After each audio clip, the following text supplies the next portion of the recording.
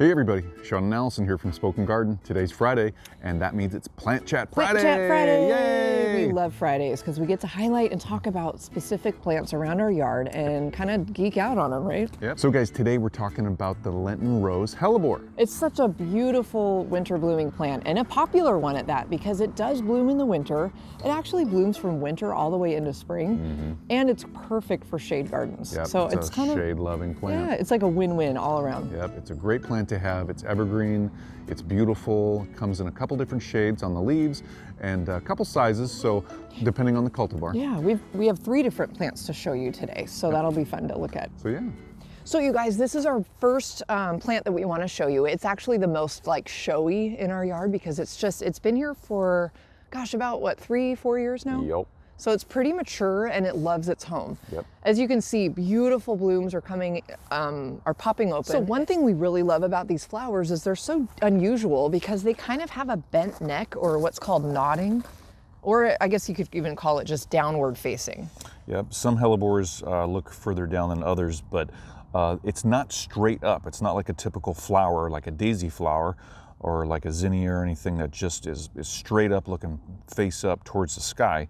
These are looking to the side, and that's called nodding. That's cool. I love these flowers. I love how they evolve and bloom.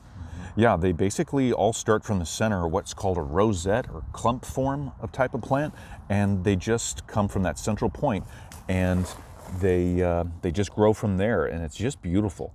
Now, it's great too because the flowers are on their own stems, separate from the leaves, and so when you come in and you want to deadhead this, it makes it a lot easier to deadhead. That is so true. I didn't even think about that. So guys, this plant is awesome. Like we said, it's an evergreen perennial. It's got waxy leaves, and they stick around year round, especially in our zone, which is 8B. This plant is hardy in zones 6 through 9. It likes moderate to regular watering, so not a lot of water every day, all day long, but you know, it wants to stay moist. It likes to be in well-draining soil that retains moisture but doesn't become swampy. And again, it likes to be in semi-shade to full shade areas. It's underneath our birch tree, Allison's favorite tree. My favorite tree. And so it's a deciduous tree, but right now the sun's angle and the intensity of the sun in our area, in our zone, isn't really that high right now. So this plant loves it in this location. As you can see here, we've got this hellebore mulched really well. You can see that we've got our arborist mulch here. This helps with moisture retention and with drainage, but it also helps accentuate this plant's characteristics of its leaves and brings that nice green out. So that's really cool. Something to know about hellebores, they don't like to be transplanted a lot, so they're a little finicky that way. So once you get them in the ground, keep them there for a bit. You can divide them over time once they get big or they need to be thinned out because of an area. You can see here we've got our azalea over here. These are kind of growing into each other. So we could divide this whole plant right about here this coming spring after it's done flowering, and then move that to a new location, and that's okay because this plant's been here for a number of years. Now, that was one of our Lenten Rose Hellebores. This is a different one. This is a different cultivar. You can see it's got some bigger leaves.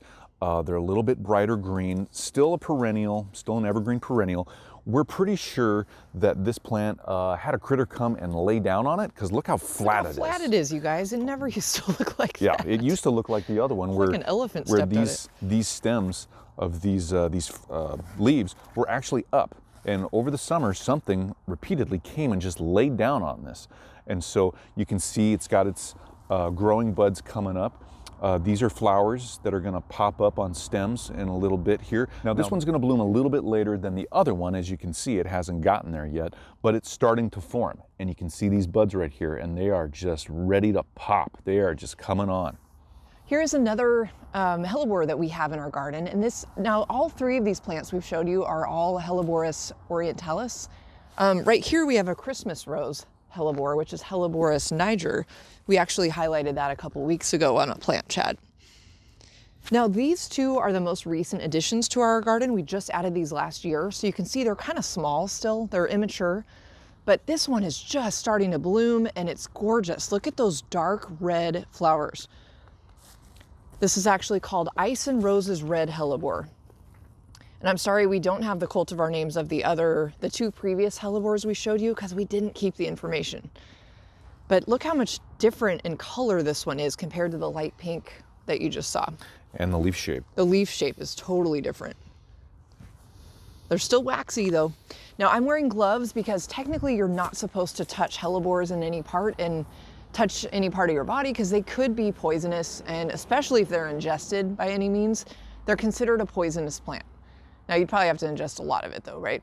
So what's kind of interesting though is back in ancient Greece, this plant not only was used as a poisonous plant parts, but it was also used for medicine and for spices and different things. So it's kind of weird to think like, well, how can a plant be both poisonous and medicinal? But it does exist. Yeah, guys, other medicinal plants out there like digitalis, that's also used medicinally for heart trouble. And so it's interesting that different plants and their parts can be used in all those different ways. It really is. It's so fascinating how one plant can be used in so many ways, and the fact that people were able to figure this out over time, it's awesome. We forgot to mention that hellebores are all in the family Ranunculaceae, so they're related to ranunculus, buttercups, yeah. Ranunculus. Ranunculus. Kind of like close to ridiculous, but no, not really. Okay, so hellebores, these Lenten roses, these are going to get about 18 inches tall and wide, but they can get up to 3 feet tall and wide. So make sure to know how tall the plant's getting at the nursery when you're buying it. Oh, good Keep point. that in mind. Because I mean, we didn't save the info for this cultivar, and I mean, it's definitely still spreading. I like the idea of dividing it. I'd love to spread these around the yard a little bit because they are so beautiful. Yeah, we got some some other shady areas around the yard. I know we do, and you know, it's just so fun to have a winter blooming plant because a lot of people might not realize that there are so many things that bloom in the winter. There really They don't need that sun, like intense heat. They can bloom in cold weather. I think that's so cool. So guys, before we go, we wanted to mention hellebores are susceptible to aphids in the early summer and even late spring, depending on your climate and that season. So keep an eye out for those. Those darn aphids. And so we've seen slugs on ours, so just keep a watch, keep an eye out. So, but hey guys, leave your comments and questions down below for us. We love hearing from you. Give us that thumbs up, let us know we're doing a good job, and subscribe to our channel so you get updates on our latest videos. And that's a wrap for today. We'll be back tomorrow with our 9 a.m. Pacific Standard Time Saturday morning live. So we're going to be talking about winter sowing this week and things that are blooming right now, like these, and some other things. It'll be a lot of fun. Yeah, we'll go over our this week's past videos and projects coming up, previous projects, all that stuff. It's fun. So till tomorrow. See you tomorrow. Bye, everybody. Bye-bye.